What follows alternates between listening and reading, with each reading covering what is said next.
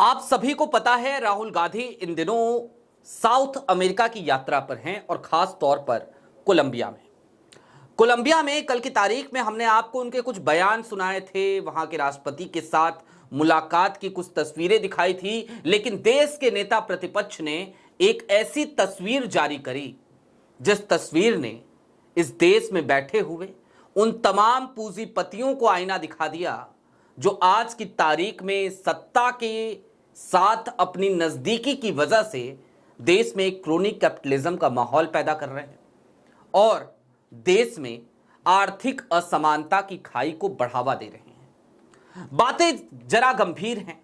UPA government ने क्या किया था, मनमोहन सिंह की गवर्नमेंट ने क्या किया था, 2006 का वो कौन सा फैसला था, 1990 में कौन सा फैसला लिया गया था और आखिरकार 2014 में भी ऐसा क्या हुआ था, वो सारी बातें भी आज राहुल गांधी की उस एक तस्वीर के बहाने समझने की कोशिश करेंगे जिसने देश का परचम तमाम देशों में बुलंद किया। नमस्कार, मैं स्वप्निल और आप मुद्दा देख रहे हैं।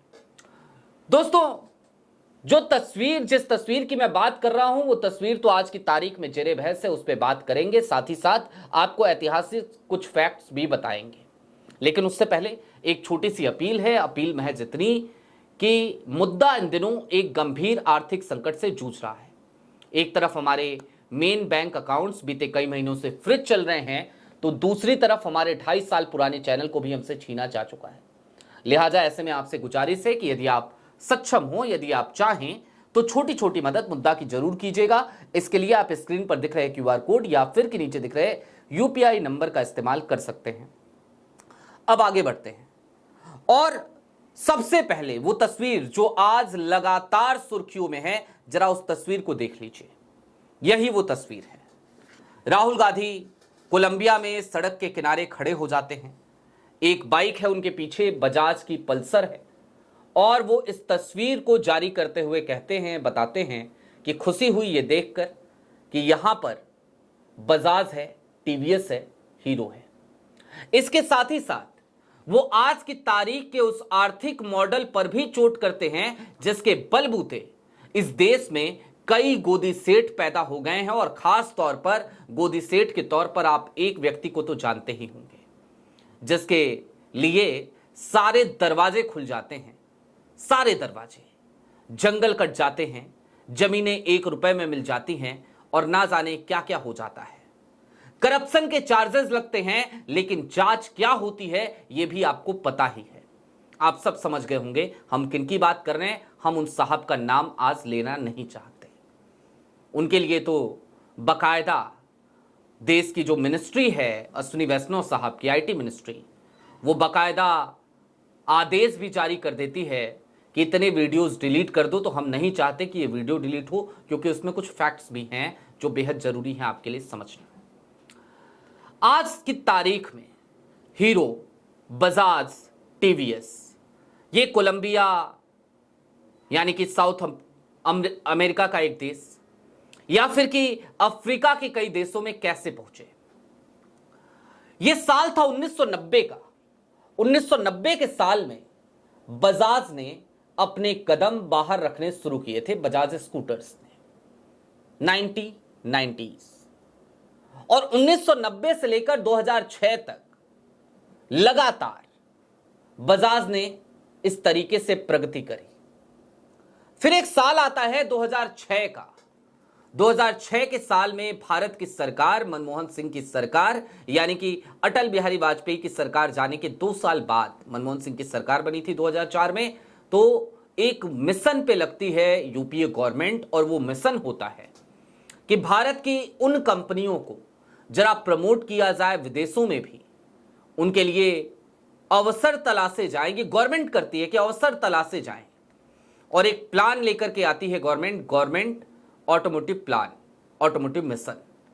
2006 से लेकर 2016 तक का ये लक्ष्य होता है, लेकिन 2014 में सरकार चली जाती है मनमोहन सिंह की। 2014 में प्रधानमंत्री नरेंद्र मोदी जी देश की सत्ता पे काबिज हो जाते हैं। 2014 से लेकर 2016 के बीच में कोई खास उपलब्धि है नहीं, उपलब्धि ही नहीं है, ये कहना ठीक होगा। लेकिन 2006 से लेकर 2014 के बीच में वो होंडा के साथ बिजनेस कर रहे हीरो हो या फिर कि टीवीएस हो, और खास तौर पे टीवीएस। 2014 में तो टीवीएस सीधे कोलंबिया के मार्केट में एंट्री लेती है मनमोहन सिंह की सरकार के कार्यकाल के दौरान ही।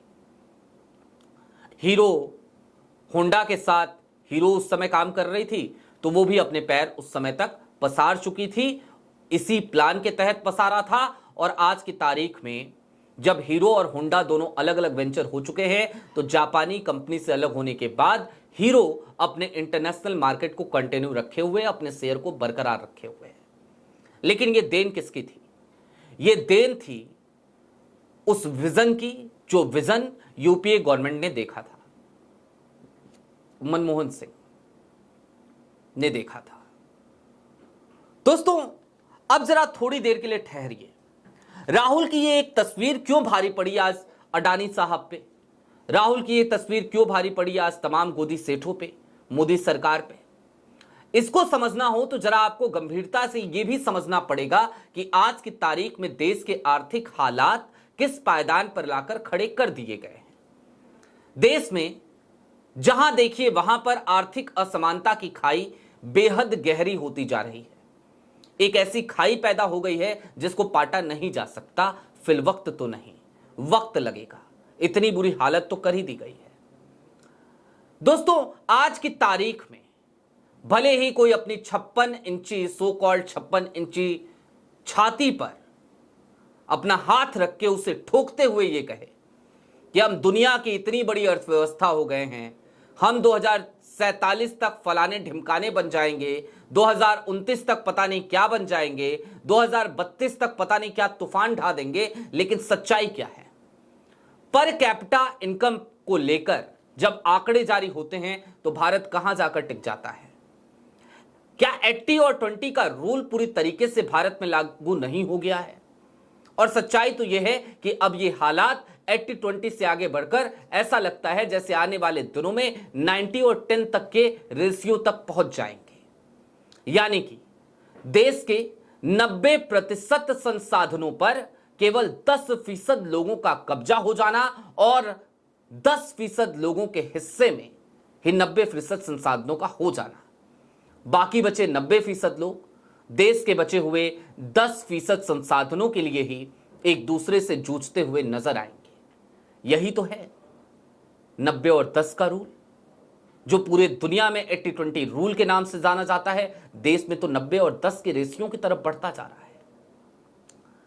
दोस्तों, ये जो क्रोनी कैपिटलिज्म है ना, ये क्रोनी कैपिटलिज्म किसी भी देश के लिए, दुनिया के किसी भी देश के लिए कई खतरनाक स्थितियां ही पैदा करता है। मसलन आज की तारीख में देश के जो आर्थिक हालात हैं, वहां पर समाज के अंतिम पंक्ति में खड़े व्यक्ति के लिए क्या है? सिवाय खोखले वायदों के, सिवाय सरकारी जुमलों के, या फिर कि सिवाय उस खैरात के जिस खैरात पर भी आज की तारीख में मोदी जी अपना सीना ठोकते हैं कि हम इतने लोगों को राशन देते हैं। मोदी जी, आप ये तो कहते हैं आप इतने लोगों को राशन देते हैं, आप ये क्यों नहीं बताते कि आपने इतने लोगों के लिए रोजगार के अवसर पैदा करा है? आप कहते हैं कि आपने किसानों की आय दुगनी कर दी और फिर उन्हीं किसानों को 3 कृषि कानूनों के लिए सड़क पर बैठना पड़ा, 700 किसानों ने अपनी जान दे दी। और उसी आपके बयान पर मुझे याद आ गई वो बात भी, आपके बयान पर कि आपने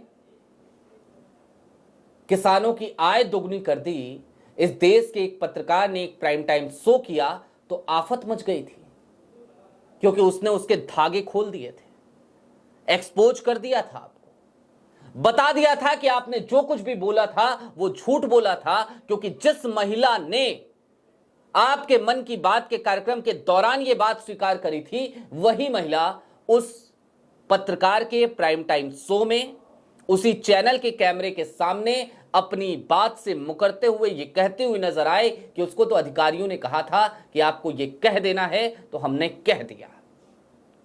वैसे भी इस देश का मिजाज बड़ा अलग सा है।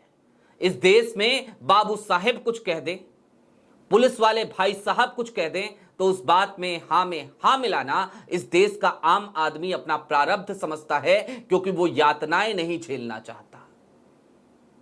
अब दोस्तों चलते चलते बस इतना समझिए कि राहुल की ये एक तस्वीर आज की तारीख में बहुत कुछ बयां करती है। ये बयां करती है उस इतिहास को जो इतिहास हालिया दिनों का है।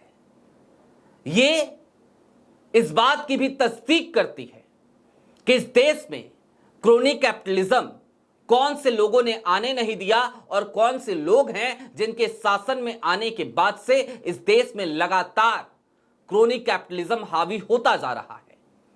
यह इस बात की भी तस्दीक करती है तस्वीर कि यदि इस देश के जो उद्यमी हैं उनको समान अवसर मिले, उनको लेवल प्लेइंग फील्ड मिले, तो वो दुनिया में अपना डंका बजा सकते हैं। लेकिन हमारे डंकापति को तो फुर्सत इसी बात से नहीं कि वो अपने डंके को बजाने और बजवाने से बाज आए। देश का डंका बजेगा तो डंकापति जी आपका भी बजेगा, देश का भट्ठा बैठेगा तो आपका भी बैठेगा। समझने की जरूरत इस बात को है। अब दोस्तों आपकी क्या राय है कमेंट बॉक्स में जरूर बताइएगा। अभी के लिए दीजिए इजाजत। ऐसे ही तमाम अपडेट्स, तमाम डेवलपमेंट्स के लिए जुड़े रहिए मुद्दा के साथ। चलते चलते फिर वही अपील, चैनल पे नए हो तो सब्सक्राइब करते हुए जाइएगा, सक्षम हो तो छोटी छोटी मदद मुद्दा की जरूर कीजिएगा। बहुत शुक्रिया।